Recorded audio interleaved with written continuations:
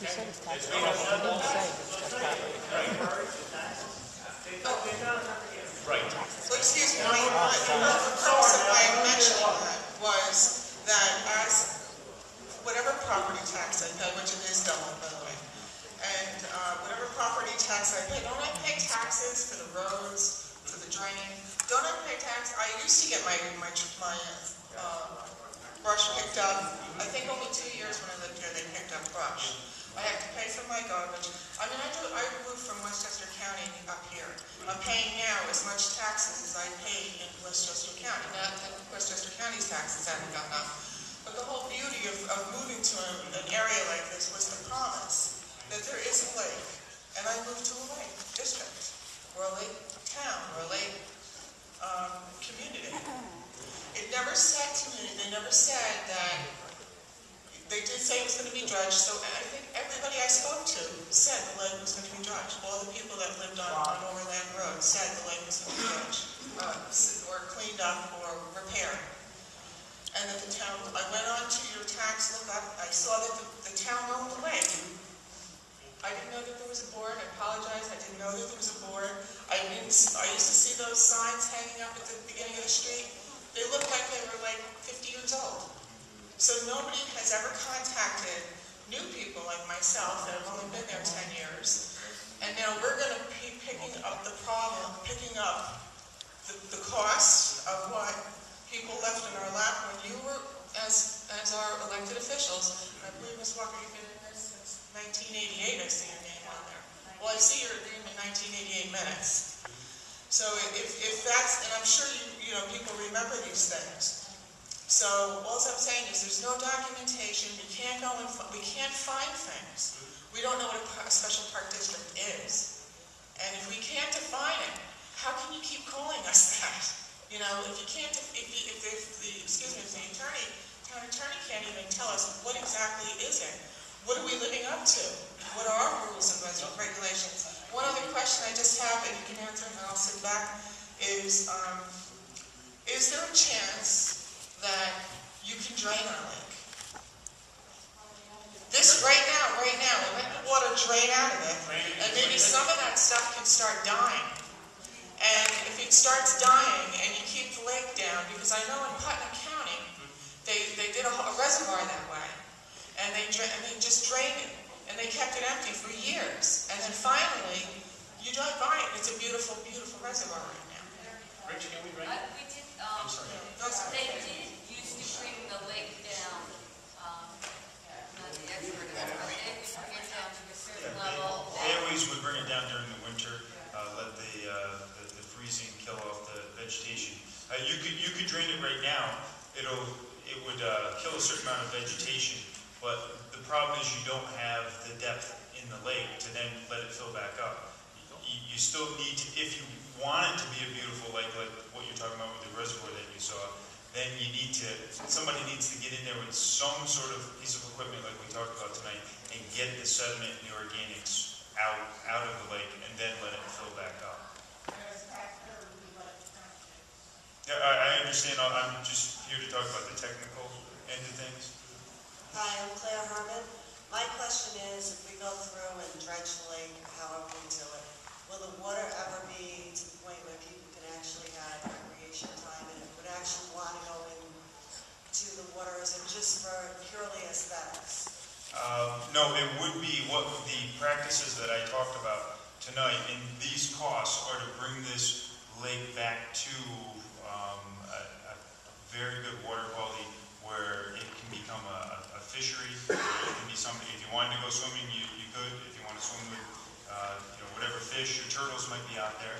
Would it be like, going to Redwood Park, would be to that degree? That's going to be a little bit different because something like that, just keep in mind, something like that was a form of gravel mine. Right. And so you have fresh groundwater, so it's a different type of lake. That's the whole idea of trying to deepen it, so you get more water, and then the whole environment can stay healthier. You can have fish in it, you can boat, and it doesn't just weed over. If you have an area that's 12 feet deep, those weeds are not going to grow from 12 feet up like that. And then you have something to maintain too. But yes, they answer is yes. These dollars or figures that we're talking about is to restore it back to a high-quality lake.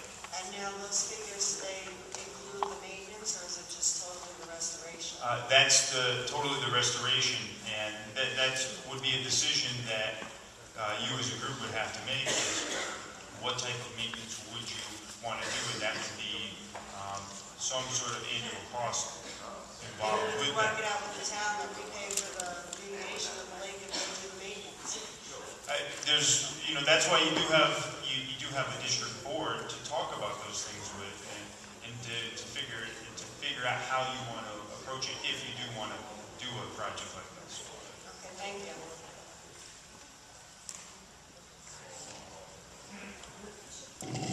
Hi, I'm Ronnie Shafis. I live on North Hillside Lake Road. We're longtime residents. We've been here at least 25 years. We've seen the lake go from being able to swim in it to decay. And I can't tell the future, and I certainly can't change the past, but if what the engineer gentleman said is true, that for a $300,000 house, how much was it for $300,000 for the recovery? For which option?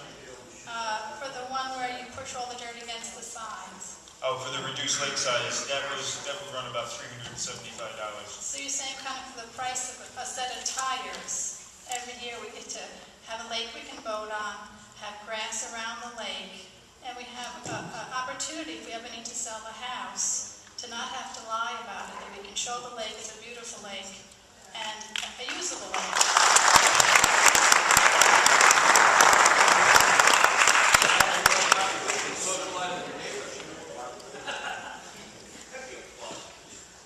If we're like spending all this money on drenching the lake, then why is it gonna? I mean, what is it gonna be affected us? Like, what is it gonna be used for us by draining all the lake and using all this money? What would be the effect? It would be, if everybody decided they wanted to restore the lake, it would be just that, to restore the lake and get it back to a healthy body of water. So you would have a water body that everybody would want to use, clean water in the lake, something you could go fishing on, something that is aesthetically pleasing as well. Would we be able to swim in it? The answer on that would be yes. Something I forgot to ask earlier on. You keep referring to the Hillside Lake Property Owners Association as if there's some sort of autonomy to it.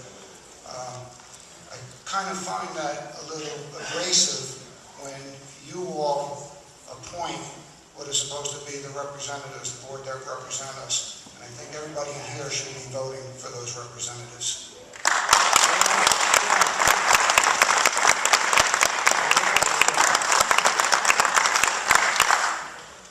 I know you talked about this already, but it was very hard to hear when you were talking about it several times. If you could just clarify, maybe John could clarify whether or not town storm drains are draining into the lake, and if they are, if the engineers could explain again one more time how that could be fixed using both the, doing both the full-size mechanical dredging option and the, I know with the smaller size you said you could build like ponds on the sides, but is that possible with the full-size option as well?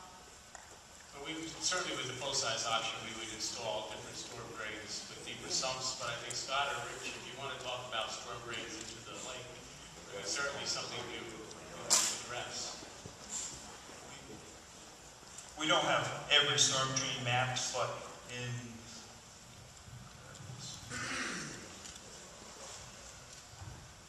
I guess it doesn't want to come out.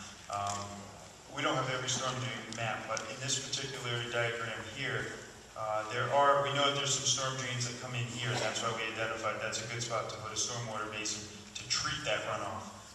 This location here is another location where we know that stormwater does drain in, and we could put some sort of a treatment basin here. Along these properties, there's multiple storm pipes that have been identified over the years. Nothing's actually been done with a ground survey, so we don't know where they are exactly on a map. But we know that the stormwater drains here, and that's why we showed this option. We could pick up that stormwater, bring it to this stormwater treatment basin. Another stormwater pipe here coming off of the road could be grabbed and treat that. We know that there's stormwater coming in on this end. Here we could grab that and pipe it into the stormwater basin here. We know that there's stormwater coming in off of this end, and then stormwater coming in off of here. Now that's not a full accounting. There may be more, there may be less. But this is how we could, this is one option to get that stormwater and to treat it before it goes into the lake. And those treatment devices would be these stormwater treatment facilities here. Treat it before it gets into the lake, and then the water that does go into the lake would be clean water. And can that be done with the full-size lake? Yes. It could be done. It doesn't, this is a diagram for visual purposes. It could be done. There are different devices that could be done. There are pre-treatment devices that could be installed right before the piping enters the lake. There could be a piping network put into place. We could do something on, say, a full project like this, and just chop off a little portion of the lake. It could be stormwater treatment. We can do small pockets of treatment in different locations. So the water will be just as clean if you do the full mechanical dredging as it would be if you did the reduced mechanical dredging? Yes, we would plan on, and we have accounted that we would have to do some stormwater treatment, and similar to that, that's where the idea of with the mechanical dredging, being able to get from the soil borings, we know that there's areas of heavy clay down underneath the organics that are under the lake, that we could get that clay and try to build that up on the sides to help protect runoff from septic systems as well. And in the process of doing that, we get to protect from septic systems and the stormwater runoff. And your recommendation is to do the mechanical dredging with a maintenance program, an annual maintenance program. Can you sort of tell us in more detail which maintenance program you would recommend the most as far as keeping the lake the cleanest and the well water? I mean, my well is right on the lake, so I would want it to be an option that would be safe for my well water. I don't know if those chemicals are safe. My personal recommendation would be slide. I like a unit like this, which is a solar-powered mixing unit. It's low power, so you're not paying, as opposed to having to have an air blower, then you're going to have an electricity bill that everybody's going to have to pay for. If you went with a unit like this particular unit is called a solar beam. It's a solar-powered unit, and it can be set up to mix the water in the lake from different depths in the lake. So depending on how deep the lake gets to, the unit can be fit to mix that. You may need, depending on the ultimate size we end up with, if it's a full lake or if it's a reduced size, you maybe have several of those units. But I do like this maintenance option because there's no chemicals. It's solar powered. Then the other item that you might have to look at is how do we control weeds, because you still will get some weed growth around the outside edges. You're going to have a shallow shoreline.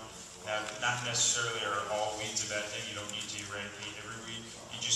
You want to keep everything in check. You don't want them to take over the surface of the water anymore. So depending on what weeds